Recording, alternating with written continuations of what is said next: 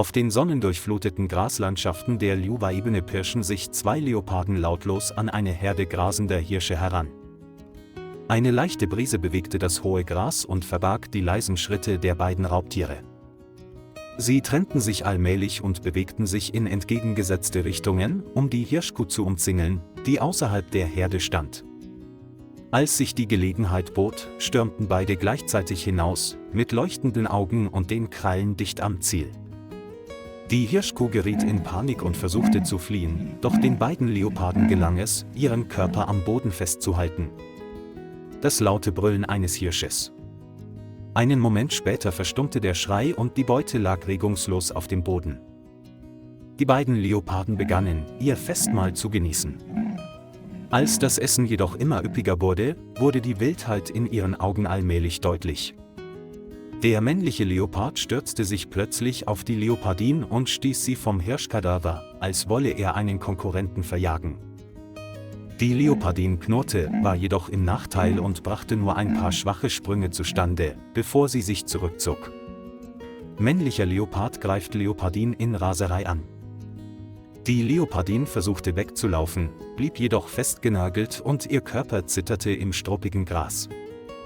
Nach einem kräftigen Schlag lag die Leopardin regungslos da, die Augen geschlossen und atmete schwach. Der männliche Leopard schenkte dem keine Beachtung und fuhr fort, den Hirsch zu fressen, als wäre nichts geschehen. Als er satt war, stand der männliche Leopard langsam auf, leckte sich die Lippen und ging dann leise tiefer in das Feld hinein. Die Leopardin lag noch immer mit vielen Wunden da, ihr Körper fast bewegungslos neben dem Körper des Hirsches. Allmählich brach die Nacht herein, die rote Sonne sank hinter den Horizont und hinterließ kalte Dunkelheit. Der Leopard öffnete leicht die Augen, seine Sicht war verschwommen, aber er hatte nicht genug Kraft, um sich zu bewegen. Seltsame Geräusche aus der Ferne und das Schleifen von Rädern auf trockenem Boden signalisierten etwas Ungewöhnliches.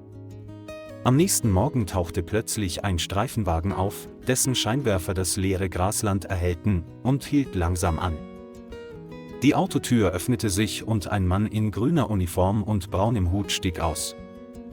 Er ist Ezekiel Mumba, ein erfahrener Ranger, der seit mehr als 2 Jahrzehnten mit der Ljuva-Ebene verbunden ist. Ezekiel näherte sich langsam, sein Blick wanderte über den Hirschkadaver und blieb am Körper des Leoparden hängen. Er kniete nieder und überprüfte die schwache Atmung und den Puls des wilden Tieres. »Kleines Mädchen, was hast du durchgemacht?« murmelte Ezekiel, seine Augen voller Sorge. Der Körper des Leoparden war mit tiefen Wunden und Blutergüssen bedeckt, Zeichen eines ungleichen Kampfes. Obwohl es sich um das Raubtier handelte, lag der Leopard nun wie ein hilfloses Opfer da und wartete darauf, gerettet zu werden.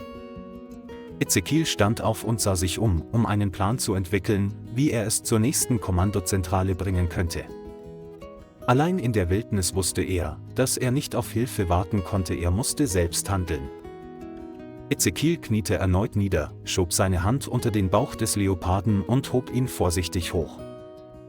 Obwohl er alt war, war er immer noch stark, aber der Leopard war schwerer, als er gedacht hatte. Der Schweiß lief ihm über die Stirn, als er sich aufraffte, den Leoparden auf die Schulter nahm und jeden Schritt mit festem Schritt machte. Im letzten Licht der Dämmerung ging er über die weiten Felder, hinter ihm lagen Blut und Knochen von Hirschen. Das Auto war etwa 100 Meter entfernt geparkt und jeder Schritt schien die Entfernung zu verdoppeln. Die Leopardin bewegte sich gelegentlich leicht, atmete unregelmäßig, war aber noch am Leben.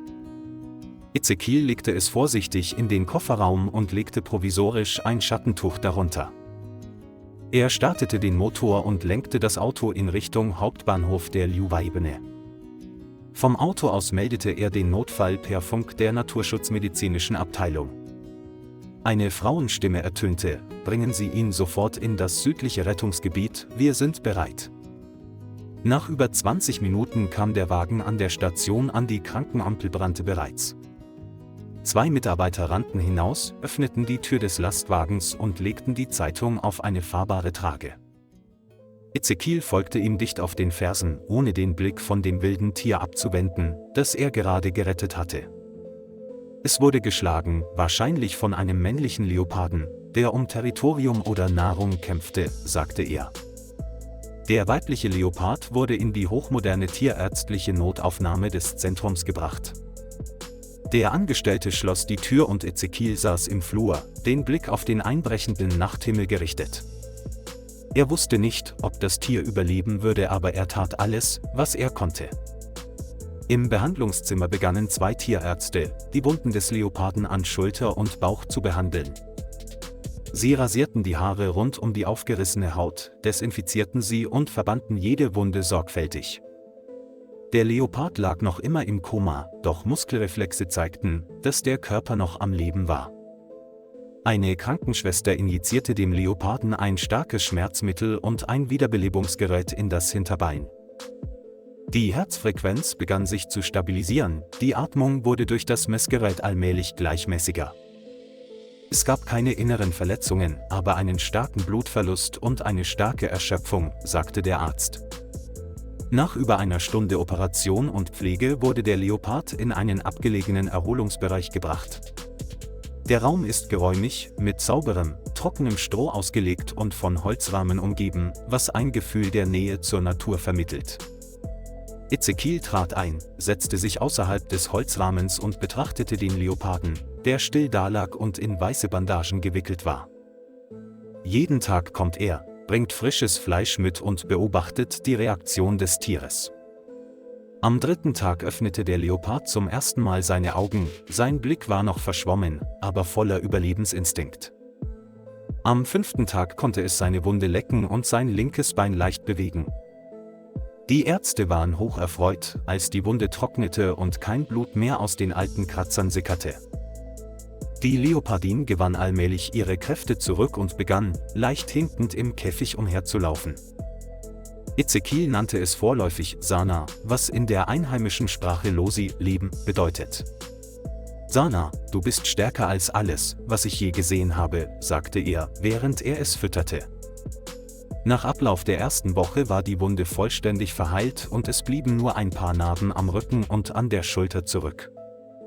Die Ärzte bestätigten, dass es bereit war, in die Wildnis zurückzukehren. Früh am Morgen, im sanften Sonnenlicht, öffnete Ezekiel das Scheunentor und führte Sana aus dem Aufwachraum. Der Leopard wurde langsamer und nahm dann allmählich an Geschwindigkeit zu, als würde er sich an den Geruch von trockenem Gras und wildem Wind erinnern. Ezekiel ging neben ihm, seine Schritte und die des Tieres vermischten sich auf dem weichen Boden. Er benutzte keine Kette, er vertraute darauf, dass Sana nicht umkehren würde.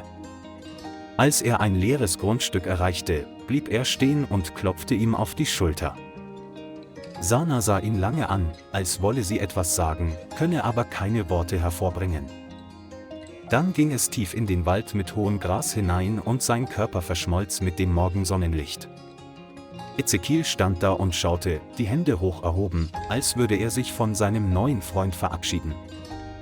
Vögel flogen aus der Ferne auf, das Geräusch des wehenden Windes erschütterte die Herzen der Menschen.